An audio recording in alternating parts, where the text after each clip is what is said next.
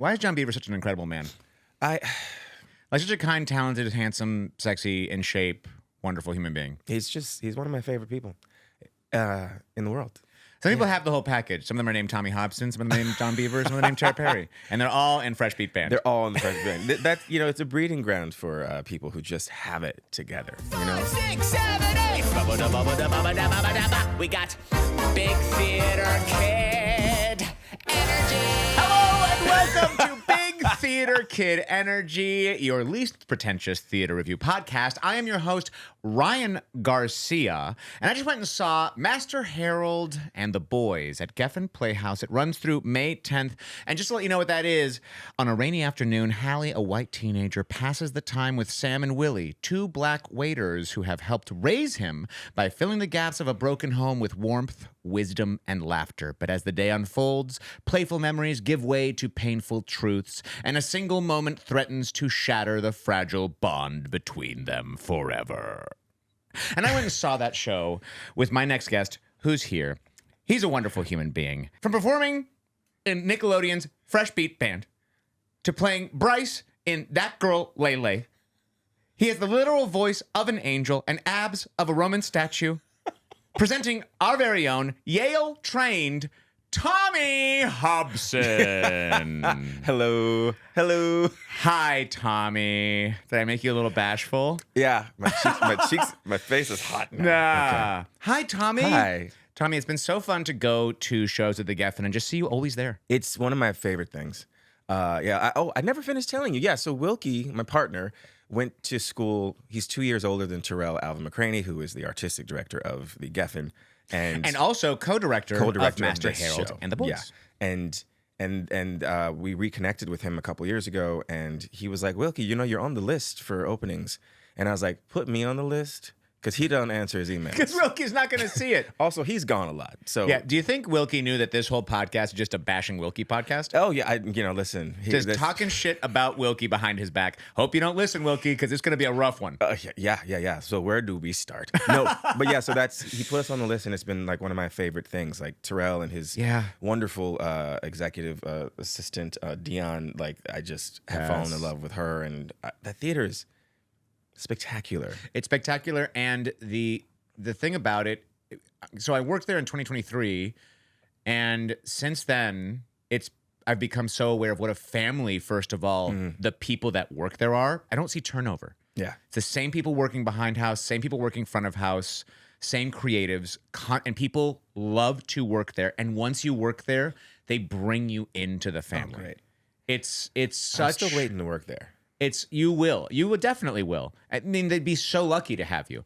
And I can't wait to review a show that you're in here. And I'll come crash it and be like, I'm going to talk about the show. Oh my God, I'll have to set up a third mic. Surprise! I'll have Wilkie as my guest. And then, oh God! And then he'll show up. Oh, he would just. So Wilkie, what'd you think of my performance? He would just talk mess about me the entire time. Okay, we've said so much about Wilkie. Okay. Who is Wilkie to you? How long have you been together with Wilkie? Wilkie's my partner, and we've been together 20 years. 20 years? 20 years and 2 months. Oh my! Your anniversary's coming up. It was in February. 2 months ago. Yeah. Oh wow. Yeah, I was a wee lad. And thought I was You were just a Fresh Beat boy. Just a Fresh Beat boy. The Fresh Beat Band. And yeah, we actually met doing theater. We did a workshop of a musical at the Center Theater Group that would eventually, through many iterations and much needed work, become Motown the Musical. No way. My buddy Nick Walker was on Broadway. Oh yeah, in the Motown so musical. He and Wilkie were probably in it together because Wilkie ended up way. doing Motown. He was in the original cast of Motown the Musical on Broadway. Ours was called Ain't No Mountain High Enough. Sure. And it was about teenagers at a high school putting on a Motown review. So it was not. So it changed a just little over bit. time. Barry Gordy eventually listened to the people who were telling him write a show about the history of Motown. Right. He was like, no, I don't want to do that. So we had a magical janitor, and the drama was the nerdy boy who had a great voice and was in love with the cool girl and the nerdy girl, and they were going to fight over who was going to be Diana Ross. And it was not great, but the people in it were wonderful. I met my partner doing it. Leslie Odom Jr. was the lead in it. Like Wow. it was a really stacked cast of folks. And It's kind of incredible the jobs, everyone's life, but I think in some ways it feels, maybe just because I'm partial because I'm in it, but in some ways it feels like in a creative life, you can kind of pinpoint these moments in history of a choice you made and how it just like blossomed into your, like, the whole reason I'm at the Geffen is because of this audition I almost didn't do for a musical at IAMA. Oh, wow. I almost didn't do it because I prepared the callback song for the first audition, and I got there and I was like, I don't have a song. Yeah. I only have the callback song. Yeah. And I don't know if you know Gwen Hollander, but she was there and she said, just do the callback. I was about to walk out. I'm like looking up songs. I'm trying to change keys. I'm like, can I print something here? And she's just like, just do the callback song. Who cares? And I went in there. I'm like, I'm so sorry, but I have the callback song prepared. And Moritz von Stulpnagel, who was the director That is a great name. He's and he's also an incredible director and a great comedy director. But he was directing that show and he went, oh, we only just didn't want to make people do more work. So if you have the callback, sure, do that. Sure. Booked that. He then later was doing a show at the Geffen and asked me if I'd be interested in doing it and brought me in to do that show. I did. I remembered the other day that one of my buddies, I think you did, because you did it, I think you might have been in it. In the fall, someone asked me if I was free to do a workshop at the Geffen. Yeah. And I was not. And I was so bummed. I was doing a top secret birthday party. Sounds sexual when I say it like that. Sorry. By the way, it didn't sound sexual until I made it sexual. Yeah. A top secret birthday party in no way to me leans sex. I don't know what birthday parties are like for you in your life. You're really exposing a lot about yourself. Yeah, it's true. It's true. I think, well, I'll tell you off camera who it is because the NDA is still in effect. But, Great. But yeah, so I was doing this party in the desert and I was playing Aaron Burr in this cool. short little, Hamilton medley of things, and I was like, no, someone called me to do something at the Geffen, but so I was like, well, next time. That was one that was directed by Rhonda, perhaps. Yes, Rhonda. I love Rhonda. So wait, is this correct that you started acting at 6 years old? You did? I did. Me I did. too. You did? Yeah, in Miami. Oh, that's crazy. nuts. What'd you start doing? I booked my first commercial when I was 6 years old. It was a commercial for Church's Chicken. Doesn't exist anymore. Heck yeah. What's crazy? I remember Church's. Yeah, but that's been 36 years ago, and I still remember the theme song. Wow. And I spent the whole day taking a bite out of a chicken leg. Yeah. And smiling, and then dumping it in the little bucket, and spitting out thing, and then doing 6 hours of that. And now I do not like chicken legs. Wow. Don't like them. But it was a fun little intro. I told my parents when I was 5.5 that I wanted to do this. My aunt was an actress at the time, and I would visit her on the show she was working on. She was on a game show, actually, at the time, and I would visit, and I thought it was so cool. And then I saw a little black boy on TV, and I was like, I want to do that. And my parents were like, dear God, fine, okay, let him have a little bit. My mom was on maternity leave, and it was like, let's let him have a little bit of a run at this. Sure. Just so he can't say we didn't let him, but like, ideally, he'll do this when he's a grown-up. And the agent signed me right away, and I booked a commercial, I think within like 2 or 3 months, and then 2 or 3 months after that, I booked my first guest spot on the TV show. Wow. 227. Classic television. Yes. And I just saw it the other day, and oh God, I'm terrible in it, but it's fun to watch. What kind of expectation do you have for yourself at like second job I've ever booked? My whole training is I want to do that. Yeah. I'm just like, look at you, just staring, waiting for your line. Probably mouthing looking at the that words boy a and little being like, one day you'll be at Yale. One day you'll be at Yale. And then you'll have earned your right to call yourself an actor. It's like one day you'll go to Yale and you'll be pre-med for a year. And every conversation you have, you'll find a way to bring it up. Yes. I almost brought my water bottle in that has the Yale on it. And I was like, I'm going to leave that in the car. So my mom never got to go back to work, and I kept acting until the deal was always, keep your grades up, do your chores. We don't need this. Yeah. And so if it's not fun, then we're not doing it. If you are not behaving yourself, we're not doing it. I acted up once on a set, and my mom took me back to that car, and she sat there. For me, disappointment is like, ooh, hurts. And she said, you embarrassed yourself today, and you embarrassed me today. And if you ever behave that way again, you will be a grown-up the next time you do this. And I said, okay, had too many cookies. Lost my mind. Yeah, the sugar. It's sugar. That's and then crashed hard. That's like being a 1980s writer. Like it's the cocaine, but it's the sugar for a child. And now you kind of like throughout your career working here and there doing the Fresh Beat Band, which is a cool project with a crazy amazing human beings like Tara Perry, and John Beavers. I didn't meet the fourth Yvette Gonzalez Nasir. I never met Yvette, but I'm sure she's incredible because all the other three that I know, unless she's like the run to the litter or something. Oh no, she's phenomenal. She was in the original. She was in the original Broadway cast of Hadestown. She was one of the Fates. Like so everyone's badass. Yeah, from badass. That. Wow. And then you got to be in what kind of maybe like my dream, being a series regular on a multicam on Nickelodeon, no less. That Girl Lele playing Daddy. Like it was. Is that a dream? Such Like it just feels like a dream come true. The entire experience was a dream. It was so wonderful. Everyone was so great. I used to joke that like on Earth like 612B, like that's the life I'm living. Yeah. Like Tommy's straight and he's got this beautiful wife and these kids and he's just like, and it was so natural for me. And Tiffany Daniels, who played my wife on the show, we've been friends for almost 20 years now. And so coming in, we booked it on Zoom in a pandemic. And so when we got to set and we were just hugged up on each other, much to the COVID officer's dismay. We were just like, we just this sorry, is what we do. We're our pod. And the producers at one point pulled us aside and they said, "This is insane. Your chemistry is so locked in. It would have taken us months to get here with other people, but you guys are." And the kids were great. It looked like, because you guys were also doing a lot of social media stuff, which I don't know if it's in your contract or you're just doing it for fun. Just doing it for fun. It seemed like you were just doing it for fun. So I'm glad that like that read and that was true and honest, because it just looked like, oh, they're all like loving each other and having the time of their lives. Having the time, and like you said, Tiffany was my date to Master. I know, Harold I got and to the meet Boys. her. She was such a wonderful human being. She's so great. We were talking about doing some more stuff together. I honestly, Ryan, if that show I wish it were still on. I wish that the strikes and the Paramount merger chaos hadn't just taken all the wind out of Nickelodeon's sails, because it was just, I was so happy. Yeah. And we had some tragedy during that show. Our showrunner died unexpectedly, like just right after we found out that our season 2 was going from 13 to 36 episodes. And in the middle of that elation, he had a heart attack and died. No. And it still was like, I cannot believe that I have climbed this mountain and we're soaring, and then we came crashing back down to earth.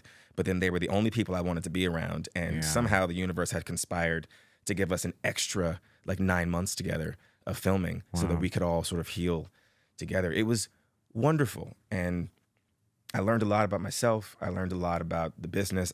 One of the bummers is I was just getting into the process of like directing the show. Oh yeah. And so we sort of timed out before I could complete that. That'll happen. I just feel like it's definitely going to happen. It's such a perfect avenue for you. Yeah, and you would be so great on a sitcom. You would be so great on a sitcom. I got to do a quick little one on Side Hustle. Yeah. To play Dude Calzone. Dude Calzone, who they had to change because initially the character's name was Dude Fierro. But they were like, now we're afraid that we actually might get sued by Guy Fieri because it's just a Guy Fieri ripoff. I even did for the audition, I did a full Guy Fieri outfit. Oh gosh. And booked it. And it was, I mean, it's just a dream. It's a dream. And it's the schedule is great. Fun. The schedule is great. As everyone talks about. The dream is to get a multicam series regular. I was home most days by like 4 p.m. Not realistic for any other on-set job. No, just the filming days. Sometimes I'd be there a little longer, but also they were kids, so they have so many hours they can work. So I was like, this is joy. Speaking of kids, you were also a kid on the show that I watched with my mom, Star Trek Deep Space Nine. And I think you were 11 years old on that. Yes. Maybe 10. Yes. And I'd like to know, how was that? That was phenomenal. Good. Okay, good. Because that show is just like such a nostalgic piece for me. I love Deep Space Nine. Let me tell you what's the best thing ever. Being a principal on a show and having no lines. So I was there all week, but I was just in that crash that started the thing, the flashback of like how they ended up on this ship. Yeah. And so I was just semi-conscious the whole time, but I was a principal and I was there all week. I got to go across the road to Star Trek Next Generation. I got to meet Whoopi Goldberg and her outfit. What? My mind was blown by watching men just like shake cameras and the humans shake themselves, because I was like, that's how it's done. One of the best things is it filmed at Paramount, and I said to myself, as I was riding a bike they gave me around the lot, just enjoying it, I said, one day I'm going to have a show here. The Fresh Beat Band filmed at Paramount Studios, and I was like, oh my God, I did it. Also, James, who played my dad on the show, he did a show at Yale Rep while I was at Yale. No way. And he did King Lear. And I went up to him after the show. My friends were like, you got to talk to him, man. And I was like, hi, you won't remember this. You have no reason to. But I played your son in the opening scene of Deep Space Nine. And he looked at me and he grabbed my face and he said, my son. No. My son. You've grown. And I was like, this is wild. That's dream. Dream come true. Also, it's clear you're such a strong manifester. You'll definitely be directing. You'll definitely be back on a sitcom. There's no question about it. You're going to be on stage at the Geffen. Everything you want will come true for you. I have no doubt about it. Well, thank you. Thank you. That was a great getting to know you and talk to you a little bit. And we'll continue to do that as we talk about the show. But now we're going to just move into a little bit of talking about... Did we go past the 15, 16-minute mark? I know that's when you transition into... Thank you for knowing so well. We did go past it, but it's because I liked it so much. And I honestly, I asked the Deep Space Nine question past the mark, but I needed to know. You know? The structure be damned. Structure be damned. Because I am a Trekkie through and through. My mom and I watched so much of Next Generation growing up. Fantastic time. And Voyager and Deep Space Nine. Okay, so we saw a show. We saw a piece of theater, capital T theater. That play, Master Harold and the Boys, directed by Amy Mann and Terrell Alvin McCraney. Oh. My good God. It was just so well handled. You walk in.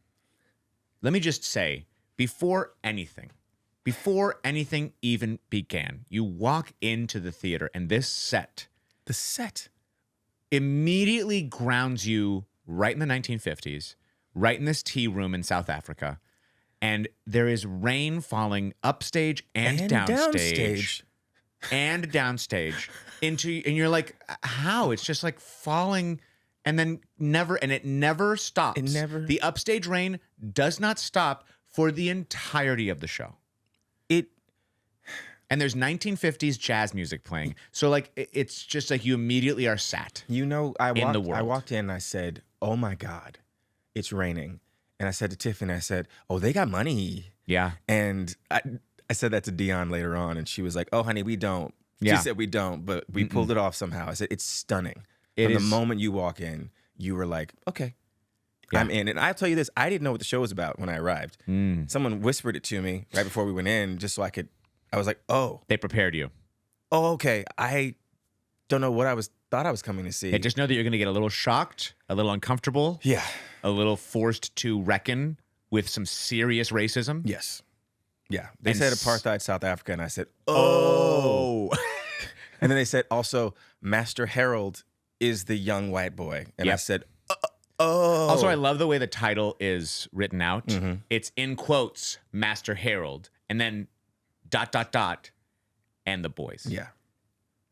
Like the title already tells so much story about like the inequity, the unfairness, the discomfort, the breaking of a like the ellipses there. Yes. Tells the story of a breaking of a norm that they've had of being equals. Yeah.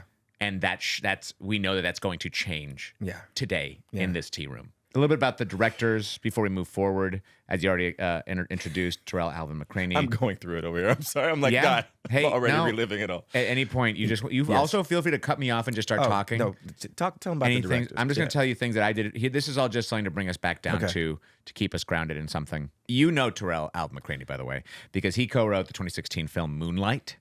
It's a little Oscar winner. Just a bit of an Oscar in his back pocket. He's got the Academy Award for Best Adapted Screenplay. He also wrote the screenplay for the 2019 film High Flying Bird and television series David Makes Man. Emily Mann is a renowned, prolific, many award-winning director known for her work on In the Tropics and A Streetcar Named Desire. And so like we already know we're in good hands. Plus we have John Kani up on stage playing the role of Sam. I told you Terrell used the words surgical precision to describe John as an actor, and I have to steal it because there's no better way to describe how he moved through this show. And from the beginning, certain little quirks that I was like, what's that? What's that laugh? What's that thing he's doing? And all of it was for something. There was not a false moment. There was nothing that was superfluous. No. Like I just like I was forward in my seat because I was just, as an actor, one of my favorite things. Like when I know I'm deeply in something as an actor, watching is when I'm like, oh my God, I'm on fire with jealousy. Like I'm deeply How envious. are you doing that? I'm so envious of what you're doing. I don't know if I can. I don't know if I would have made the choices that you're making. I don't know. I would love to talk to you about how you made those choices. I'm jealous of every actor that's saying words back to you because I want to be in the ring with you. Like I want to know if I can stand, 10 toes deep and not get swallowed up by your greatness. He was just, and even after the show, just he walked up to me and said hello. And I was like, it is an honor to be in your presence. The laugh that he was doing. Yeah. First of all, John Kani, he is a Tony Award-winning actor, director, playwright, anti-apartheid activist. Many of you will know him as playing King T'Chaka from Black Panther, but his career spans decades before that. And we'll get deeper into talking about him and his prolific career and what he brought to this story. But to do a little bit of table setting for that conversation, let's tell you a little bit about the birthplace of Master Harold and the Boys. Because it's kind of incredible. It's semi-autobiographical. Yes. When you look at this set, you're actually looking at a set that is almost exactly a replica of the actual tea room of the playwright who wrote this play, and he is Harold. He is Hallie. Yeah. And he is writing this play in response to the guilt and shame he has for an event that happened when he was a child. And that's the event we witnessed today on the stage. And it's his I'm sorry. And it's his recompense for falling victim to the shame and guilt of the racism of his family, of the systematic racism of apartheid, and trying to make right and do activism through observation. And I will tell you, I didn't know until after it was autobiographical, which really adds to the gravitas of it. But there's so many stories that I have seen, movies, theater across my life, that featured the moment when the help, whether it's a black or a brown person or whomever is the help, the moment when the child they're raising breaks their heart, the moment when you go from the person I love to realizing that society has separated you in this way. And, I and every time it happens, it devastates me. Yeah. I told Tiffany after the show, I said I was tense the entire show. I hadn't read the script, but based on what I know about these kinds of stories, I was like, my God, he's going to call him the N-word at some point, and it's going to devastate him. It's going to break everything. And the anticipation of it I was like, and it's so beautifully written, because it makes you wait. Yeah. It just does all this relationship building. And every now and again, a little bit of tension creeps in. Mm-hmm. And that laugh that John sprinkles in there, it brings the tension back down, and we're back to being fun. So there's always this undercurrent of danger. Yeah, there's this father figure who's not present, but is ever present. Yeah. Who clearly has a very strong point of view on class and where people belong in the system. And this boy Hallie, of how he's responding to his own father's viewpoints and the need for love from his father, but also the fear from his father's anger. Yeah. And the father right now is in the hospital, and he's like, finally, some calm in the house. But now dad's coming home. And the wheels fall off. Yep. The opening sequence when it was just Willie and Sam was so fun. I know. What's that actor's name who played? Nyasha Hatendi. Also, who played Willie. Also beautiful. British Zimbabwean actor, raised between the UK and US, and a Yale School of Drama alum. Oh, really? Yeah. He has a strong classical background in Shakespeare and working in new works. Felt that in the air when he was. I know, you're like, oh, I can feel that we come this from. This feels like Yale. We've been on the boards together. And Ben Beatty, who played Hallie, son of Warren Beatty and Annette Bening, nephew of Shirley MacLaine, And my God, I what always forget that Shirley MacLaine is Warren Beatty's sister. right? And like what a brutal role to play It's and have to inhabit. I mean, they're all dealing with serious brutality. It's a thankless role. I mean, it's. Have you ever been the villain? Yeah. Okay. But not a villain like this. I'm usually like a fun villain. Yeah, A silly villain. Yeah, I did. I've never been this level of villain on stage. But I did Dreamgirls years ago, and I was Curtis Taylor Jr. And I was like, he's not the villain. In fact, he thinks he's the star of the show. Right. He thinks it's about him, kind of like Berry Gordy thinks that he's the star of Motown. Yep. And we had an invited dress rehearsal, and I'm up on stage, I'm doing my thing, and every time I walked out on stage, I was like, what's this weird feeling I'm having? The energy coming at me is so strange, and I went to bow at the end of the show, and like everyone was screaming for people, and then it was like a golf clap for me, and I walked out of the theater, and I was living like a mile from the theater, so I was walking back to the hotel, and I called my mom, and she said, how'd it go? I said, I don't know. I think I did something wrong. Like, it felt like every time I walked on stage, people hated me, and my mom said, you're the villain. Yeah. And so the whole show, I was like, this poor guy, because we all know what's coming. Yep. And so the audience is holding you at an arm's length. Yep. We are fully. I don't care how wonderful the relationship is between Hallie and Sam. Nope. I don't care how much they're getting along. I don't care how much fun they're having or how much he's actually honoring the expertise and wisdom that Sam actually has, even as he has some undercutting lines that were clearly based in like, oh, you're an inferior person. Yeah. We're still like we can't fully give into it. No. Because we know. No, and we got, which I think is a brilliant, structurally, the way it's written, it's brilliant to give us. We got like, 15 minutes? Yeah. Maybe 20 where it was just Sam and Willie. Yeah. And so you got to really, Willie's got some stuff he needs to work on himself. Whoa. Whoa. But you got to enjoy that dynamic. Yes. And fall in love with those people. Which was also like a father-son dynamic happening in front of us. Yeah. I guess it doesn't really give anything away. I'm like, no spoilers, but like... Now, this has been around since 1983, Yeah, so we can talk about it. But at the end, I thought that was one of the beautiful moments of the show was that they were his two sons. Yep. And watching one son fail him made the other son want to be better. Yeah. And I was like, I hope, in my version, as my mom would say, my version, they left there and, Willie's life just got better and he was so kind to his woman from then on out and, but... Yeah. To the mother of his child. Yeah. Because also it's strange that Willie doesn't talk a lot. He doesn't. He's just there to observe. All right, here, we'll get to that because that'll be the next thing we talk about as I tell you really quick, just things about the play that I think are so wild about Atul Fugard, who wrote it in 1982. He won the Tony for a Lifetime Achievement. It's set in 1950, apartheid South Africa in a tea room, and it premiered internationally, but it was banned in South Africa initially. He actually did spit in the face of a black man who was like a father to him in his own life, who was the real Sam.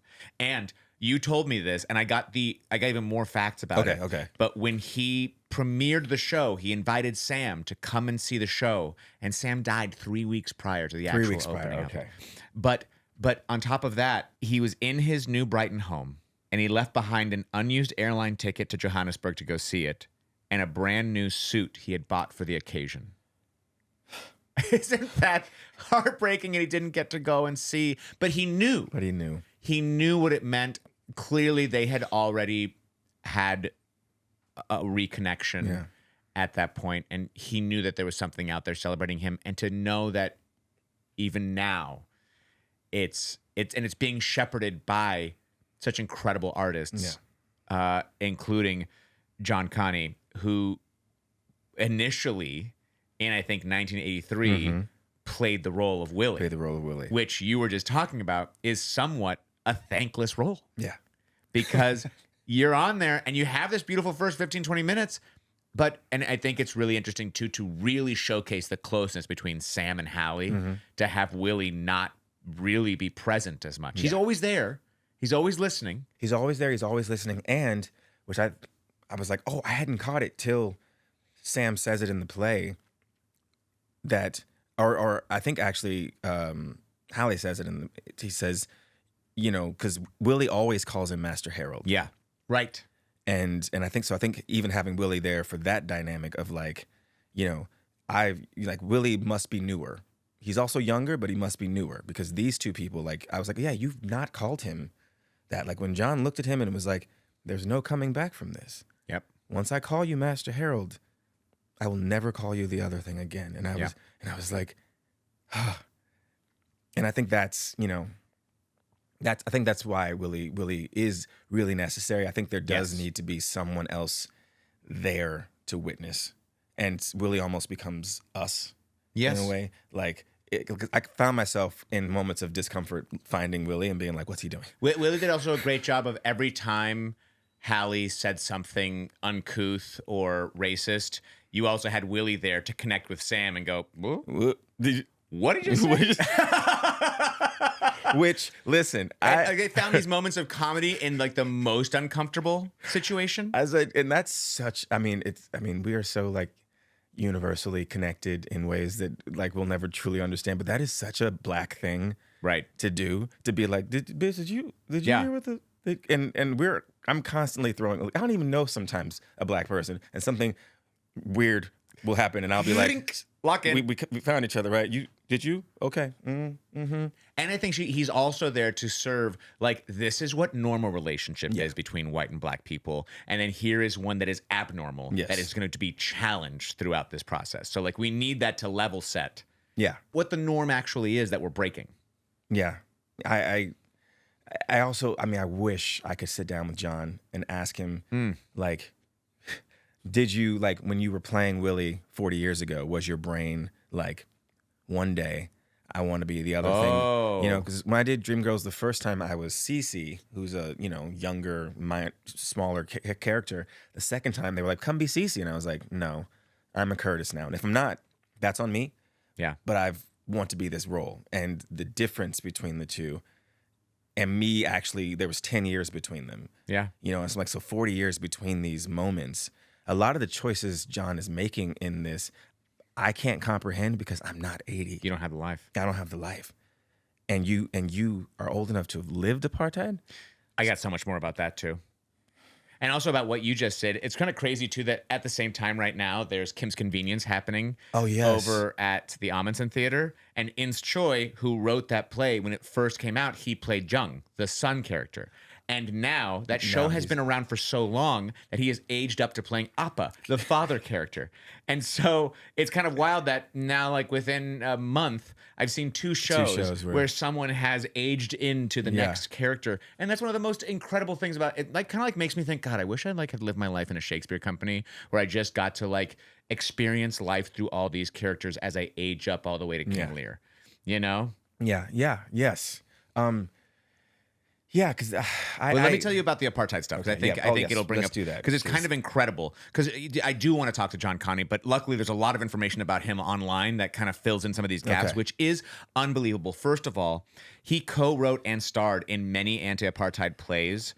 That a lot of them were like improv based in their rehearsal process. So he was a co-writer of it with Atul Fugard and Winston Shona. But like Sizwe Banzi is one that Sizwe Banzi is Dead is one that he helped write, and also The Island. He co-wrote those because of the improv. Then what's crazy is as he was doing these things in South Africa, it was illegal. He in 1975 he was beaten and left for dead by police, resulting in the loss of his left eye. He was arrested after returning from a tour with of these like award-winning plays for performing in front of mixed race audiences. He was arrested in costume and brutally handled by police. In 1982, he was stabbed 11 times after starring in a play about an interracial marriage. And 5 years later, undeterred, he starred in another interracial play, becoming the first Black actor to play Othello in a South African production. Like, this man has lived apartheid with courage and determination to make the change he wants to see in the world.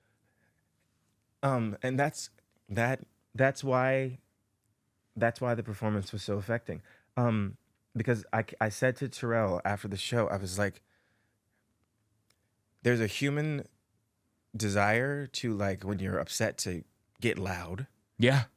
And with the exception of that one outburst, he was so quiet and calm. And I was just like, what is that? And that's what that is. That's crazy. That's lived experience. Lived experience. That's burning inside, but knowing that the only way to win is to hold it together, is to be the better man, is to be the bigger man, is to be the human that I wish all humans could be. Yeah, because you also know that the imbalance is so extreme that this person assaulted you. Yeah. But it's on you to not respond. Right. Because your response is the crime. You know, it's like we just finished watching, we rewatched Lovecraft Country and Watchmen. And it was just, the Tulsa Massacre and like, and you're like, it's really insane when the person with power can do whatever they want to you. Yep. And even if you raise your voice, that's death sentence. Death sentence. And 11 times? He was stabbed 11 times? 11 times. And I knew he had a false eye. I did not know that was because he was brutally beat by the police. Like, I don't even know how you. It's crazy. Like I said, this is my introduction to this show, and I'm just like, next time I see this show, I'm gonna be like, I'm sorry to whoever's playing this role, because if you won't have the emotional baggage that this man has, and so it may not be as effective for me. And his connection to the playwright. Yeah. And his connection to the plays. Yeah. He wrote these plays. He was part of this. He lived this life. Yeah. In a way that now nobody can. Yeah. Or I guess we all can, but it wasn't as outwardly brutal as it was right then. You know, obviously we saw a lot of things in Minneapolis that were against a different group of people. Yeah. But so yes, it's being lived all the time, always, everywhere. Yeah. History continues to repeat itself. Well, and this is why, and I'll say this, I've said this to him, I'll say it on this podcast. I think Terrell Alvin McCraney is a genius, and I think that he has done a masterful job of selecting what goes into this theater. Yes. I've been going to the Geffen for years to see things. They've always made good choices. They've always done great shows. I think that there's an intentionality to the shows that are being picked now, because he is so smart, Hyper-focused. and like every show, whether you're there laughing, watching Noises Off, or you're there dealing with the awkward anxiety of this show, like every show is for a purpose and for the moment. And it's like this show is, because it's so easy to slip back into these things. Yes. You know, What do you mean so easy? We're doing it. Like, and it's easy to point fingers and go, oh, well, that thing is worse than this thing. But like the whole time I was just like, this is crazy. And I didn't know where the show was going. No. You know, obviously I knew what you were saying, like, oh, this is going to get really brutal at some point. But what I didn't know was that it was going to lead to me to lose hope in humanity and then rebuild it. Rebuild it. To lose hope, one, in Sam's humanity, after he does make that statement of, I will call you Master Harold, but once I do, that's the end. That's the end. That's our relationship forever. Is this what you want? And then to see him then after that get kicked, spit at, made to feel like nothing from this person he had raised, this pseudo son, and for him to rise above and say, I was not the best version of myself. Like to take into account your part in that situation where you're the one being slammed down. Yeah. Takes that to me was the most mind-blowing. And whether or not, Hallie wasn't able to rise to the moment there, Willie was. Willie was willing, and this is the most important part about the rain feature. The rain feature that's going the entire show reminds us that Willie right there is choosing to use his bus fare to play the song that nobody has played. We've had all these opportunities to play songs on the jukebox, and Willie's like, oh, I can't use my last money. I got to take the bus. Oh, I can't take money from the till because Mom just counted the till, so there's no way we can take that. Last time she was mad. And then Willie at the end is like, fuck it.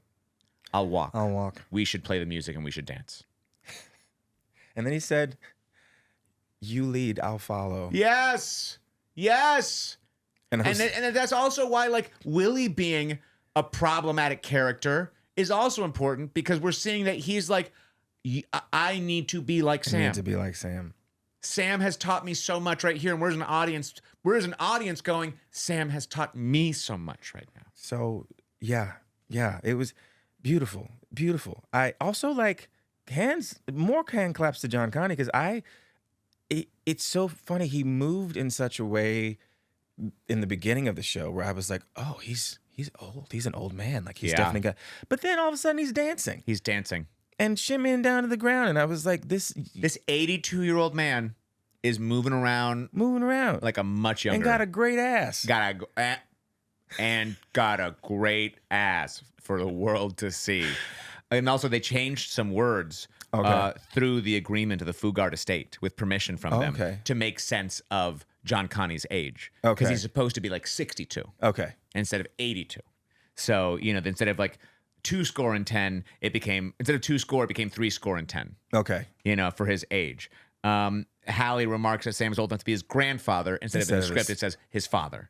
Or Willie calls Sam Bra Sam instead of Boat Sam to change the actual relationship and the status. Worth it. My buddy is Harrison White is understudying John Kani. Yes, got to meet him. What a wonderful human. Such a sweetheart.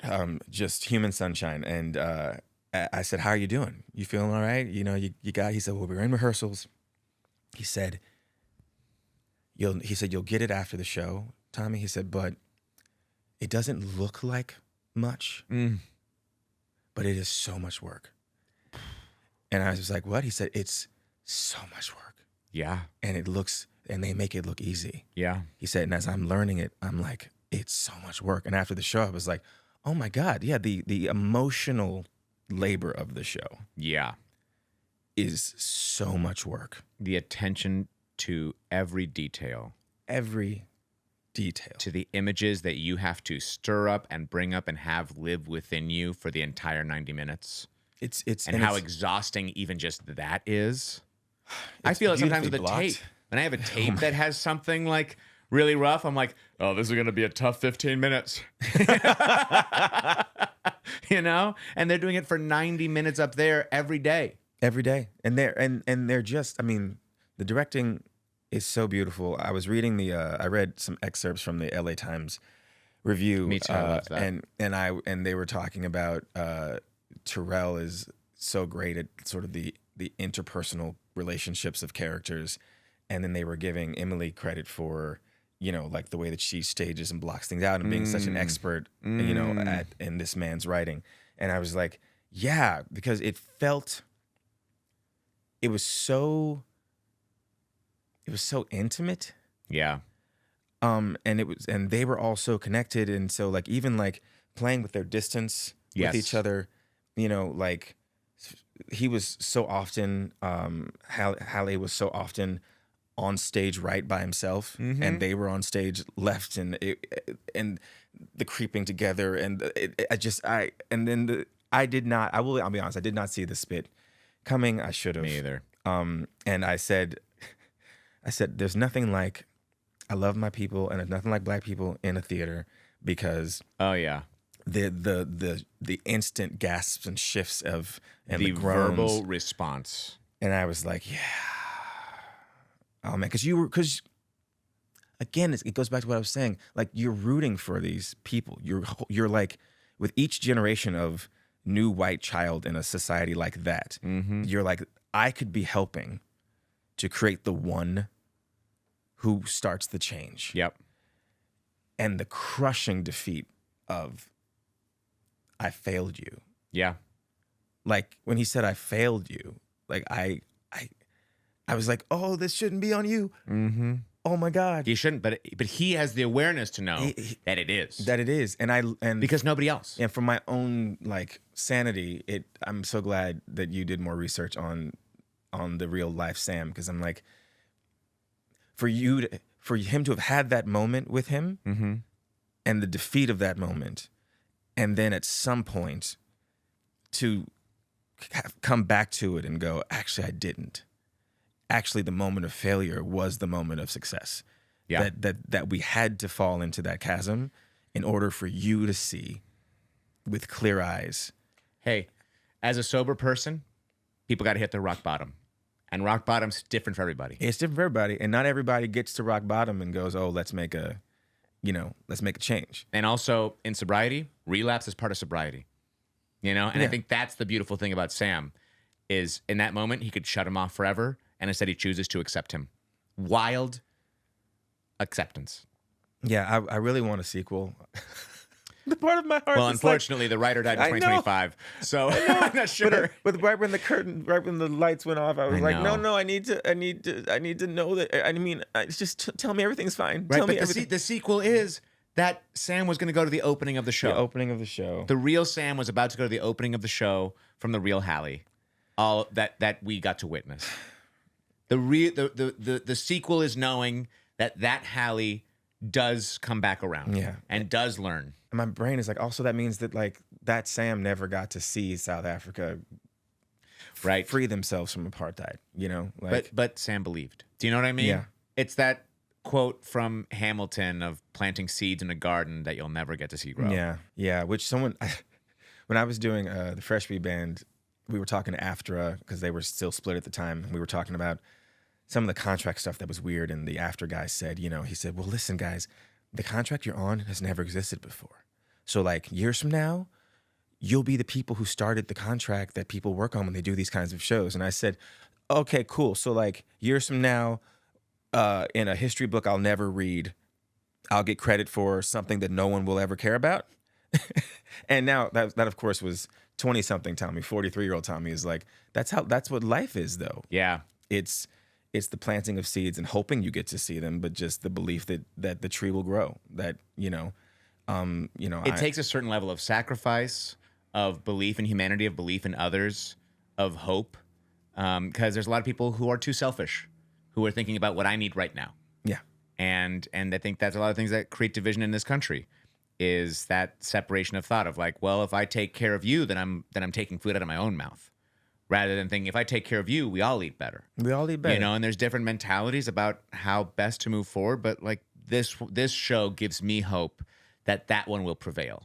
What is it? The arc of That's history. right. That's is- exactly yeah. the same quote I was just Yeah. thinking about. The arc of history bends toward justice or something. Yeah, or- it's long, but it bends towards justice or something. I mean, I'm constantly in life, as I'm sure you are, like just overwhelmed by the desire for the arc to be a little bit shorter.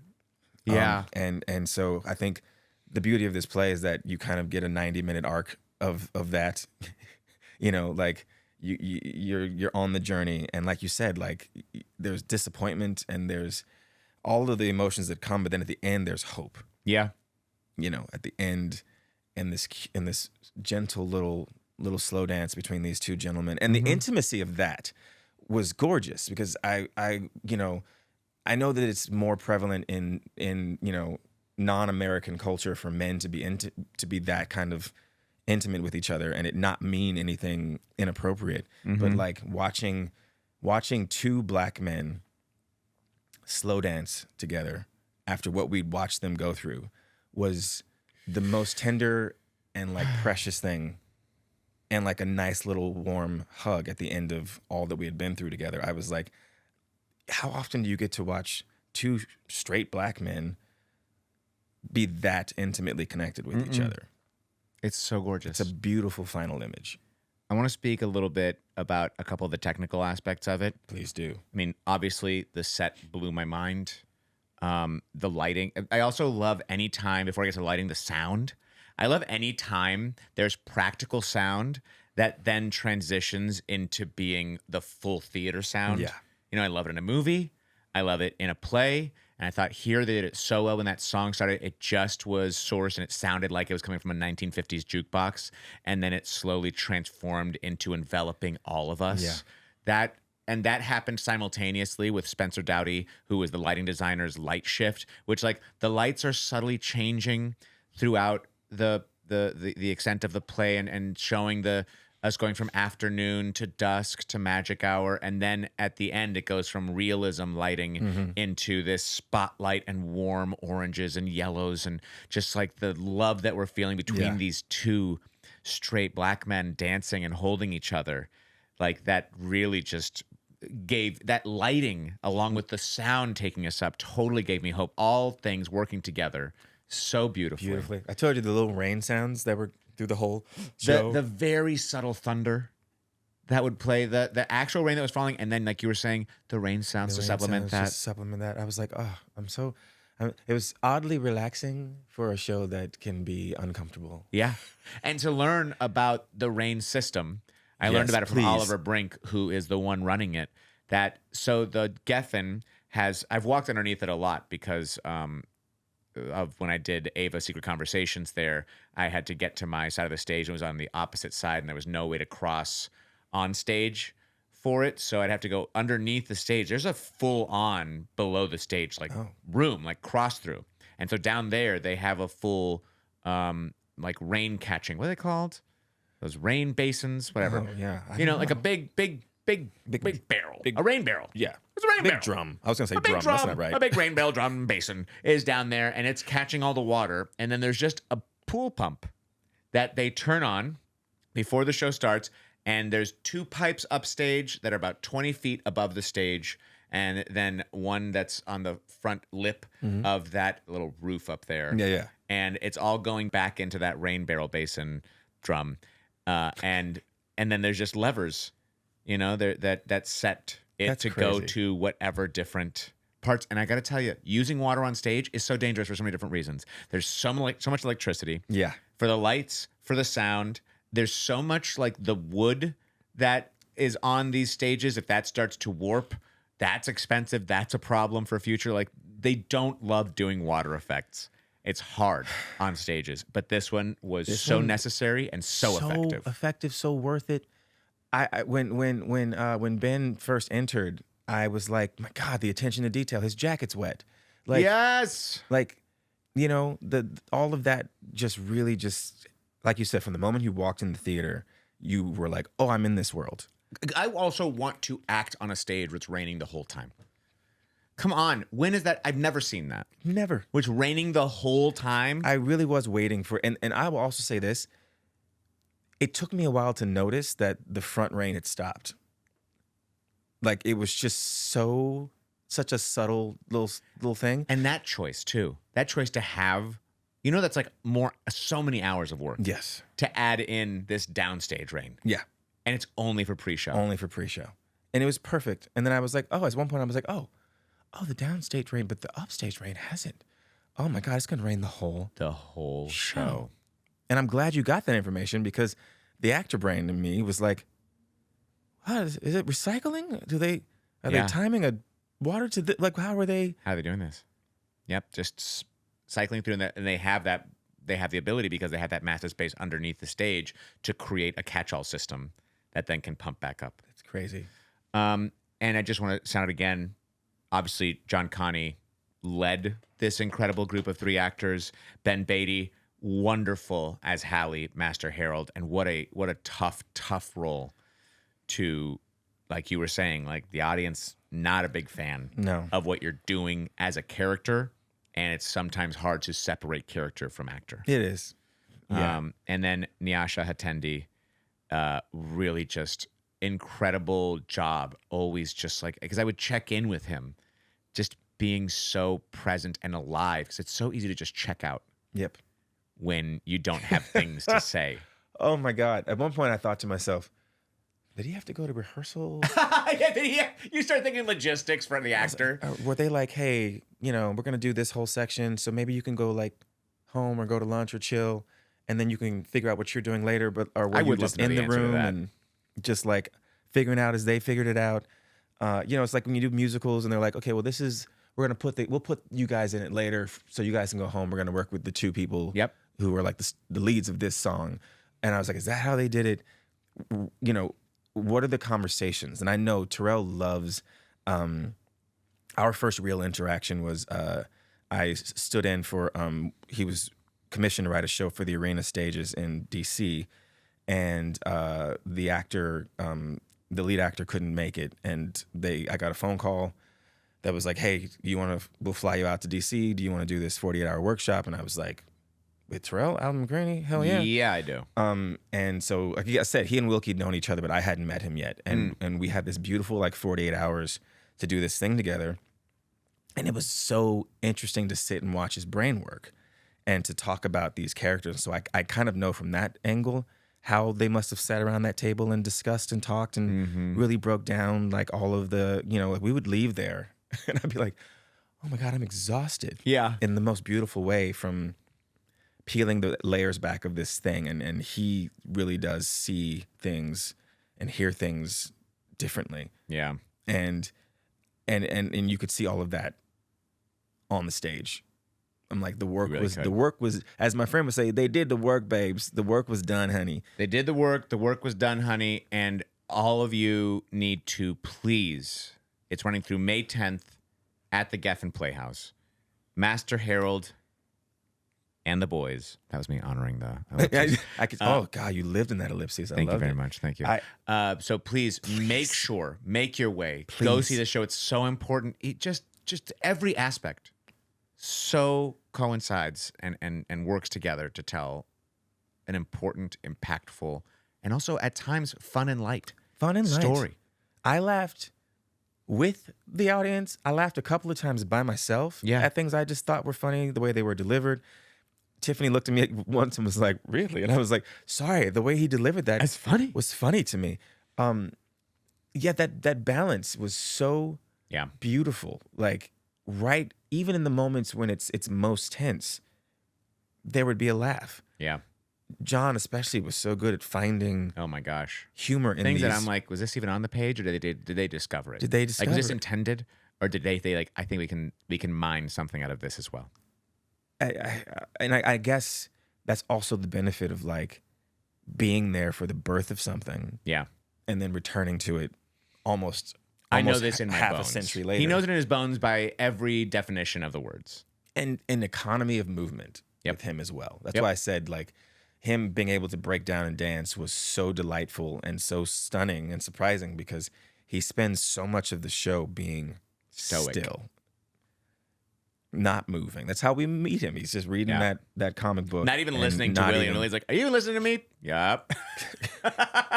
Okay, we got to close this out. Okay. I know that, look, we're both such little theater kids. We could just sit here and talk for another hour about Master Harold and the boys. But we've got to wrap it up, because they got to see it for their own. They got to see it for themselves. Please do. Please go see this show, and just have an experience. Yeah, it's go along for the ride. Go along for the ride, and I think this is what I will say this to add more time to our thing, but very quickly, this is why art is important. Yeah, I know this is like a statement that everyone makes, but I'm gonna make it like this is why what we do is important, and why what we do is often under attack, because these are the kinds of stories that have the ability to shift mindsets and shift how people feel about things and how they see things. It's no coincidence that, like, a Will and Grace is on TV, and all of a sudden my parents can watch Will and Grace and love that show to this day, and can say to me, like, watching that show helped us go, our son will be okay. He will have a good life. He will make friends. He'll be loved, because it's a foreign idea and I don't know how it works, but now I'm seeing it. Yep. And this show is for me in that sort of space of, I don't know apartheid South Africa. I know America, but I'm watching this show and I'm like, the interconnectedness of humanity, the things we're going through are different degrees and different scales, but they're all the same. And you're sitting in this theater watching this and you're like, oh, I want some assholes to come see this show and leave here maybe a little bit different, than they arrived. And I appreciate that they chose this show in these crazy times we're in. And for now, we'll call the assholes misguided, and to give them a chance to change. Look, you're all welcome here. Doesn't matter who you voted for. You're welcome over here on the side of the right. Side of the left? Anyway, Tommy, you got anything to promote? Or where people should go and follow you? So people can know what incredible things you're up to? I'm on all the things at Tommy Hobson, HOB as in boy, SON. I'm doing supposed to be doing Joseph in the Amazing Technicolor Dreamcoat this summer down at Long Beach, down at Music Theater West down there. I'm doing a show with you in Yeah, you August. are. Yeah, we are. We're doing Poe Party, the musical at the Edgar Gary Allan Marshall. Poe's Murder Mystery Dinner Party, the musical. Yes, I got to start working on that French accent to be Alexander Dumas. But you will be good. You will be a very good Dumas. yeah, I said, I'm gonna end up sounding like either Pepe Le Pew or Ooh, that's really Lumiere. nice. Lumiere, that's a good one. From Beauty and the Beast. Yeah, but that's it right now. Yeah. Very good. Please Very go good. and follow Tommy Hobson. Yes. And thank you so much for listening all the way to the end. As always, I'm getting a little German. As always, thank you so much for watching, listening to Big Theater Kid Energy. Let me know any shows you want me to see, guests you want me to have on, segments that you want to be a part of the show. Some people have been telling me things, and I've been incorporating it. Someone said, I wish you told me about the show, what it was at the beginning, and now I'm doing that. I tell you what the show is, and it's honestly better for me too.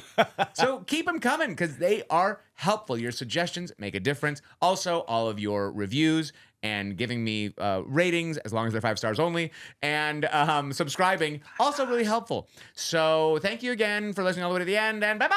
Bye-bye. We got Big Theater Kid Energy. We sing Out Louise. We got Big Theater Kid Energy. Look out, we project, we sing out Louise. Never market, always go full out. John Patrick Shanley never had a doubt. Our voices are warm, then kicks are high. We've got perfect form. We say thank you, 5. Grab your prop, charge all the glow tape. Curtains going up. 5, 6, 7, 8. We got Big Theater Kid.